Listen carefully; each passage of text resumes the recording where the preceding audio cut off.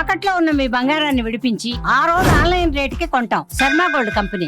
నమస్కారం, welcome to Suman TV. నేను గీతాంజలి. ప్రస్తుతం మనతో పాటు భారతీయ శంకరపీఠం వ్యవస్థాపకులు, ప్రముఖ ఆధ్యాత్మికవేత్త, బ్రహ్మశ్రీ అన్నవరపు తిరుపతి మూర్తి అవధాని గురువు గారు ఉన్నారు.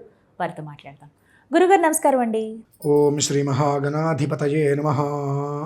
దత్త పరంపరలో గురువర్యులను మనం చూస్తూనే ఉన్నాం, ఆరాధిస్తూ ఉన్నాం. అవునమ్మా. అందులో భాగంగా అంటే గురువారం అంటే విశేషంగా ఇప్పుడు సాయిబాబా వారి మందిరాలు ఎంతగా వెళ్ళి మొక్కులు మొక్కుకుంటారు, ఆరాధనలు చేస్తారు, ఆ హారతలకు పాల్గొంటూ ఉంటారు. ఇవన్నీ చూస్తూ ఉంటాం. మీకు తెలిసే ఉంటుంది, గత కొన్ని రోజులుగా, ఒక సంవత్సరం 2 ఏళ్ల నుంచి భిన్న అభిప్రాయాలు వ్యక్తమవుతూ ఉన్నాయి. అవును, ఆలయాలు ధ్వంసం చేసేదాకా వెళ్ళిపోతున్నారు.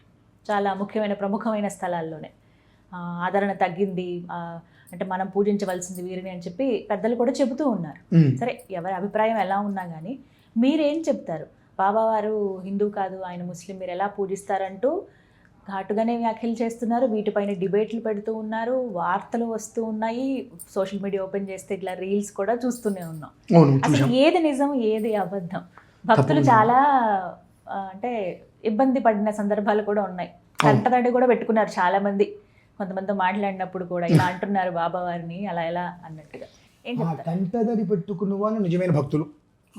2 ప్రధానంగా అమ్మా, వంశనాశనానికి, భూనాశనానికి, ధర్మనాశనానికి కొన్ని కారణాలు ఉన్నాయి.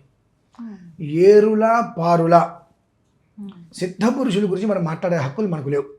మనమెంత, మన బ్రతుకులెంత, కుడితిట్లు లాంటి వాళ్ళం మనం. ఇంకా చెప్పాలంటే పేడలో పేడ పురుగు లాంటి వాళ్ళం. వాళ్ళ గురించి మాట్లాడే అర్హత మనకి ఎక్కడండి? నిజంగా మాట్లాడాలంటే ఫస్ట్ ఆఫ్ ఆల్ నేను అనేది అయితే ఎందువల్లనంటే, కొన్ని శతాబ్దాలుగా బాబా గారి గురించి ఎంతోమంది ఎన్నో రకాలుగా దేవాలయాలు కట్టారు, విదేశాలలో ఎన్నో రకాలుగా ఉన్నారు. ఇవాళ ఎవరో వచ్చి బాబా గారు హిందువు కాదు ముస్లిం అన్నారు. ఓకే, మంచిది. నీకు ఆయన చేసినటువంటి పనులు ఇంపార్టెంటా, ఆయన మతం ఇంపార్టెంటా? అది నీకెందుకండి? పనులే కదా, ఏం నేర్పించారు అనేది. ఆయన ఎంతమందికి ఎంత చెప్పారు, ఎంతమందికి ఏం చేశారు. ఆయన పేరుతో కొన్ని 100 మందికి భోజనాలు వెళ్తున్నాయి. ఇప్పుడు గీతాంజలి గారు ఉన్నారు అనుకుందాం, లేదు ఆయన ఉన్నారు, ఇవి కాదు సుమన్ గారు అనుకుందాం. అంటే ఒక వ్యక్తిగా మనం తీసుకోవాలి అనుకుంటే, నా వరకు నేను ఎలా ఆలోచిస్తాను అని అంటే, ఓ స్టూడియో పెట్టారు, ఎన్నో చోట్ల ఎన్నో స్టూడియోలు ఉన్నాయి, కానీ ఎవరికి భోజనాలు ఎక్కడా లేవుగా, అందరూ ఇళ్ళకించి తెచ్చుకోవాల్సిందే. ఇక్కడ ఇందులో ఒక 500 మంది ఉంటారమ్మా మొత్తం. అంతమందికి రోజు ఆయన భోజనం పెడుతున్నారుగా. ఒక మనిషి కడుపుకు అన్నం పెడుతున్నారు, ఒక మనిషిని నమ్ముకొని కడుపు భోజనం చేస్తున్నారంటే ఆ మనిషి దేవుడితో సమానమా కాదా? ఆయన నాకెందుకు వీళ్ళందరితో నా వ్యాపారం నేను చేసుకుని వెళ్ళిపోతా అంటే ఇంతమంది ఉంటారు కదండి. అంటే ఒక సంస్థని నమ్ముకొని 10 మందికి భోజనం చేస్తున్నారంటే ఆ సంస్థ పెట్టిన వ్యక్తి దేవుడితో సమానం. అది ఎవరైతే ఏంటి, మీరైనా ఆయనైనా ఎవరైనా దేవుడితో సమానం. మనం ఏమనుకుంటాం, మనకేదో కష్టం వచ్చింది, ఎవరో తెలియదు ఒక వ్యక్తి ఇచ్చి మనకు గబాలను సహాయం చేశాడు, భగవంతుడు నీ రూపంలో వచ్చారు నాయన అని అంటాం. అతను ముస్లింను క్రిస్టియన్ను మనం సహాయం చేయడం మానేస్తున్నామా? ఇది ఒకటి. 2 వచ్చి, ఈ జనాలకి నిజంగా అండి పాపం ఏమాత్రం సిగ్గు ఎగ్గు బుద్ధి జ్ఞానం లేదు. అదేంటండి మీరు ఎలా మాట్లాడతారు, నేను మిమ్మల్ని బాబా గారి గురించి అడిగాను, జనాలు సిగ్గు లేదు అంటారు ఏంటండి? కాదమ్మా, ఇక్కడ కారణం ఏంటంటే, బాబా గారు ముస్లిం అని చెప్పి ఎవరో తీసుకొచ్చారు. అంటే ఎన్ని సంవత్సరాల పాటు నువ్వు బాబా గారికి అర్చన చేసి ఆరాధన చేసిందంటే అబద్ధమా? ఇవాళ ఎవరో హైకోర్టునో ఇంకోటనో బాబా ముస్లిం అని అన్నారు అని చెప్పి ఇంతకాలం నువ్వు అర్చన చేసింది, పూజ చేసింది, ఆరాధించింది అబద్ధమా? అంటే నీలో నిజాయితీ లేదు. ఇంకొక వ్యక్తిని, ఇంకొక వ్యవస్థని, ఇంకొక సాధు పురుషుల్ని కించపరిచేటువంటి అర్హత నీకెక్కడిది? ఫస్ట్ ఆఫ్ ఆల్ ఇదొకటి మనం గమనించుకోవాలి. 2, హైదరాబాద్లో ఎక్కడ చూసినా పూల మార్కెట్ అంటే ఎవరి దగ్గర ఉందండి? మొత్తం ముస్లిమ్స్ చేతిలోనే ఉంది. మరి పూలు కొనటం మానేస్తున్నావా? అదేంటండి, పళ్ళు దాదాపుగా వాళ్ళ దగ్గరే ఉన్నాయి. పళ్ళు కొనటం మానేస్తున్నావు, పూలు కొనటం మానేస్తున్నావు, ఏమి మానేయట్లేదు కదా. వాళ్ళకి ఏదో ఒక నెల రోజులు వాళ్ళకి ఏవో వస్తాయి, రంజానో ఏదో. హలీం పెరిగి తినేది మన వాళ్ళే కదండి అక్కడ. నువ్వు ఏది మానేస్తున్నావు? వాళ్ళ ఒక సంస్థని పట్టుకొని, ఒక సిద్ధ పురుషుని పట్టుకొని ఇష్టం వచ్చిట్టు మాట్లాడుతున్నావు. చాలా తప్పండి అది. అంటే మీకు బాబా గారంటే పర్సనల్గా ఇంట్రెస్ట్ ఉందా లేదా పక్కన పెట్టేస్తే, నేను నా ప్రత్యక్షంగా కొన్ని చూశానండి. 2008 ఒక ఆవిడ ముంబైలో మాటుంగా అనేటువంటి ఏరియా ఇది ఉందిట, నాకు అది బాగా గుర్తు, ఆ పేరు మాత్రం. ఆ మాటుంగా ఏరియాలో ఒక సాయిబాబా దేవాలయం 2008లో నేను చేసేటువంటి కొన్ని పూజలు అవన్నీ చూసి ఒక ఆవిడ, మీరు బాబా గుడిలోకి వచ్చేసేయండి, ఇక్కడ ఉంటే మీ యొక్క పూజ ఈ గ్రామానికి ఈ కాస్తకే అవుతుంది, మీరు ముంబై వచ్చేసేయండి మా దేవాలయానికి, మొత్తం మీకు అప్పచెప్తాము, అక్కడ మొత్తం మీరే మీకున్న చదువు అంత గొప్పగా ఉందని చెప్పి అంటే, నేను సింపుల్గా నాకు కుదరదని నేను చెప్పాను. ఎందుకని చెప్పాను, నాకు అప్పుడు బాబా గారి హారతులు తెలియదు. అక్కడ ఇంకొక 4-5 ఉన్నారు, మిమ్మల్ని ప్రధానంగా పెడతామని అన్నారు.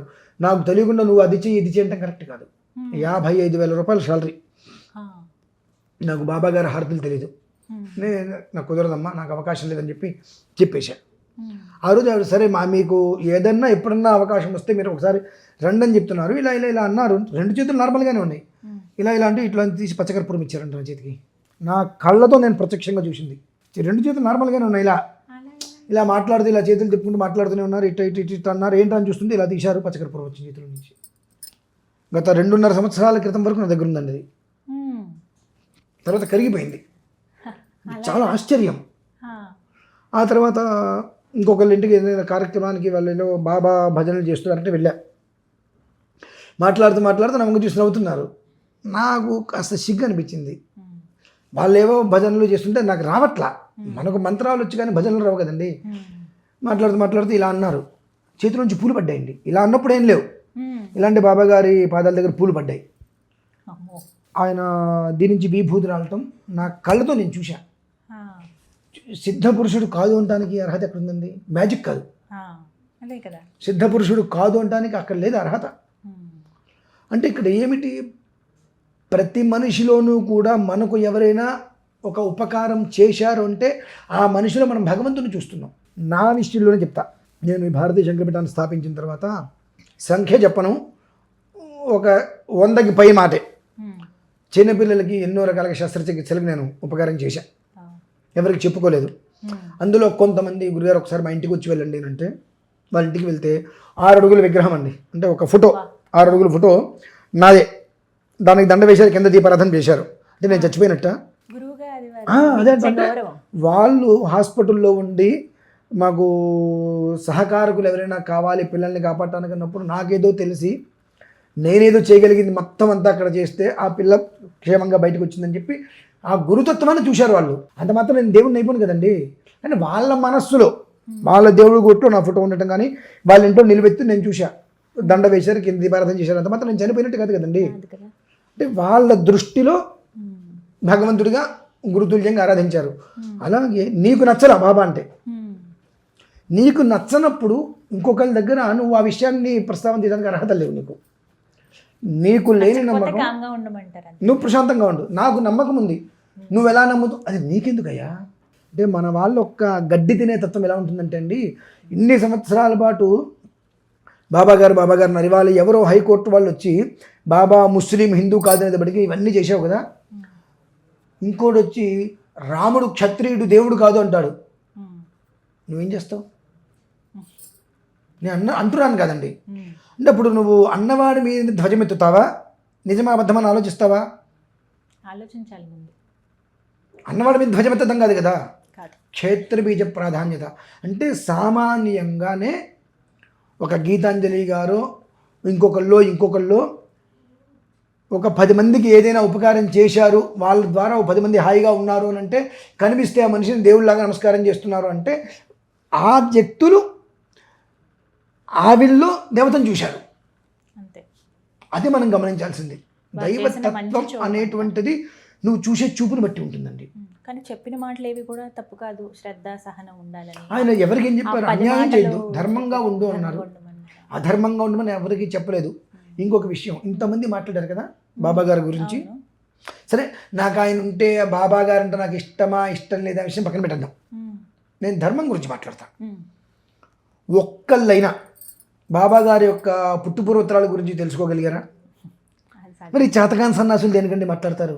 పెద్ద మాట అన్నారు అంతే కదా. ఇప్పుడు ఆయన పుట్టుపూర్వోత్తరాల గురించి ఎవ్వరికి తెలియదండి, తెలియదు. ఆచార్య ఎక్కిరాల భరద్వాజ్ గారు అని చెప్పి రాశారు. అలాగే మీరు డాక్టర్ కుమార్ అన్నవరపు బాబా గారి గురించి 100 పుస్తకాలు రాశారు. బాబా గారి గురించి 100 పుస్తకాలు రాశారు. ఎవ్వరి దగ్గర లేనటువంటి బాబా గారి ఒక చరిత్ర ఆయన దగ్గర ఉంది. ఎంతోమంది ఆయన దేవునిలాగా భావిస్తారు. ఆయన ఒక జర్నలిస్ట్, ఒక వ్యవస్థ అయిందంతా. మొన్న నేను అమెరికా వెళ్ళినప్పుడు అక్కడ చెప్పారు నాకు కొంతమంది, మాట మాట వస్తూ ఇట్లా తెలుసా అంటే తెలుసండి అని అన్నా. మా అబ్బాయికి చాలా సీరియస్ అయింది, మాతో ఎప్పుడు ఆయన టచ్లోనే ఉంటూ ఉంటారు, 6 నెలలుగా ఎప్పుడు టచ్లో రాలేదు, 6 నెలల మధ్యలో మా అబ్బాయికి చాలా సీరియస్ అయింది, ఆపరేషన్కి తీసుకెళ్తే ఎట్లా అని అనుకున్నాము. ఆయన బాబా గారి యొక్క భస్మం పంపించారు, విభూది పంపించారు, ఇది పిల్లవాడికి పెట్టినంత బాగుంటుంది అన్నారు. పిల్లవాడికి పెట్టామని హ్యాపీగా బయటకు వచ్చారు. అది నమ్మకం అండి, కేవలం నమ్మకం. నమ్మకం ఉన్నప్పుడు నీ జోలికి ఏదీ రాదు, నమ్మకం లేనప్పుడు నువ్వు ఎంత చేసినా ఉపయోగం లేదు. అందుకే నేను మొట్టమొదట్లో నేను ఏమన్నానంటే, ఏరులా పారులా మన జీవితాలు కానీ వంశాలు కానీ ధర్మం కానీ నాశనం ఇవ్వడానికి మూల కారణం ఏరులా పారులా సిద్ధపురుషుడి గురించి మాట్లాడేటువంటి హక్కు మనకు లేదు. ఆయన నిర్మలుడు అని ఆయన పేరు తెలుసా? మరి నిర్మలుడు, నిర్మలుడు అంటే నేను నిర్మలంగానే ఉంటా అంటారు. ఇప్పుడు ఒక చిన్న సందేహం అండి, ఇప్పుడు మామూలుగా దేవీ దేవతలకు మనం అష్టోత్తరాలు ఇలా వింటూ ఉంటాం కదా, సాయిబాబా వారికి అలా ఉన్నాయా, నిర్ణయించబడ్డాయా, శాస్త్రంలో ఉందా అనేది కొంతమంది ప్రశ్న. ఇది ఉన్నాయా అసలు అలా? ఇప్పుడు బాబా గారిని చూసిన వాళ్ళు, బాబా గారి యొక్క లీలలు పొందిన వాళ్ళు కూడా ఒక్కొక్కరు ఒక్కొక్క తత్వంలో చూసుకున్నారు. దత్తస్వరూపంగా కొంతమంది, అవును, దత్తస్వరూపంగా భావించినప్పుడు అష్టోత్తర విధానం చేస్తున్నారు. అక్కడ ఎవరిని చూస్తున్నారు అది మనం గమనించాలి. తత్వం సాయి రామ హరే సాయి, కృష్ణ హరే జై సాయి, సాయి హరే హరే అని చెప్పి కొంతమందికి అల్లాగా కనిపించాడు, కొంతమందికి యేసుగా కనిపించాడు, కొంతమందికి ఆంజనేయ స్వామిగా, రాముడుగా, కృష్ణుడిగా. ఎవరు ఏ విధానం, ఇది కరెక్ట్, యద్భావం తద్భవతి. ఎవరు ఏ విధానంలో ఆరాధిస్తే వాళ్ళకి ఆ రూపంలో ఆయన దర్శనం ఇచ్చాడు. తదనుగుణంగా వాళ్ళ మనస్సాక్షిగా నాకు ఆయన దగ్గర నుంచి ఈ ఒక్క శక్తినో ఈ ఒక్క అద్భుతాన్ని అనుభూతిని నేను పొందా కాబట్టి నేను ఈ రూపంలో అర్చన చేసుకుంటున్నా. ఇది ఎప్పటికీ నిజంగా ఒక సందేహమే గురుగారు. అంటే దేవుడు కాదు ఇలా కాదు అన్నప్పుడు అనుకున్న కోరికలు నెరవేరిన వాళ్ళు ఎంత సంతోషం అనిపిస్తుంది అంటేనండి, పిల్లలు పుట్టిన తర్వాత సాయిబాబా ఒళ్ళో అలా కూర్చోబెట్టి తీసుకొస్తారు బాబా ఒళ్ళో. చాలా మందిని చూసి అట్లా. అసలు అంటే ఇవి ఎలా సిద్ధిస్తుంది? నమ్మకం అంతే. ఆయన చెప్పారు కదమ్మా, బాధ్యత నా మీద విషయం, నీ భారం నాదంటా నేను అంటే అక్కడ త్రికరణ శుద్ధిగా నువ్వు నమ్ము. ఒక్కసేపు నేను కృష్ణుని నమ్ముతా. మొన్న చాగంటి వారు చెప్పారు ఇదే విషయం గురించి, చిన్న కథ చెప్పి గుంచేస్తానమ్మా, అంటే అర్థం కావడం కోసం. ఒక పిల్లవాడు పరీక్షల కోసం అని చెప్పి బాగుంటుంది, చాలా చెప్పండి, ఏదో గణపతికి నమస్కారం చేశాట, అవల. వెంకటేశ్వర స్వామికి నమస్కారం చేశాడు, అవల. ఇంకో దేవుడికి నమస్కారం చేశాడు, అవల. వీళ్ళ ముగ్గురిని తీసుకెళ్ళి మెట్ల కింద పెట్టేశాడు. 4గో దేవుడికి మళ్ళీ అగరబత్తి పెట్టారట. ఆ పొగంతా అక్కడికి వెళ్లకుండా మెట్ల కిందకి వచ్చేసిందిట. పరిగెత్తుకుంటూ వచ్చి చూసి నాకు ఒక్క మార్క్ ఇప్పించమంటే ఇప్పించలేదు, నా అగరబత్తి పొగ పీల్చేస్తా అని చెప్పి వాళ్ళ ముక్కులకి గుడ్లు కట్టేశాట పిల్లవాడు. ఒరే ఏమిట్రా అనగానే ఒక్క మార్కు కూడా నాకు ఇప్పించలేకపోయి, నీకెందుకు నా అగరబత్తి పొగ అంటే, అరే ఏనాడైనా నేను ఉన్నాను అని చెప్పి నాకు నమస్కారం పెట్టావా, ఇప్పుడు మాత్రం నీ అగరబత్తి పొగ నేను ఫీల్ చేస్తాను చెప్పి నా ముక్కు కట్టావు కదా. ఉదాహరణ, నీ మనస్సులో ఉంటే అక్కడ ఉంటాడు, నీ మనస్సులో లేకపోతే అక్కడ ఎందుకు ఉంటాడు ఆయన? అది ఏ రూపమైనా అంటున్నారు, ఎవరైనా బాబా గారనే కాదు, బాబా గారు ఏ భగవంతుడైనప్పటికీ కూడా నీ మనస్సులో లేని రూపం బయట ఉండదు. మనస్సులో నీకు ఒక రూపం ఉంటే బయటికి ఇంకొక రూపం నీకు ఎలా కనిపిస్తుంది? ప్రతిదానికి ముఖ్యం కేవలం నమ్మకం అమ్మ, విశ్వాసం. అది లేకపోతే ఉపయోగం లేదమ్మా. చాలా బాగా చెప్పారండి, ధన్యవాదాలు గురుగారు.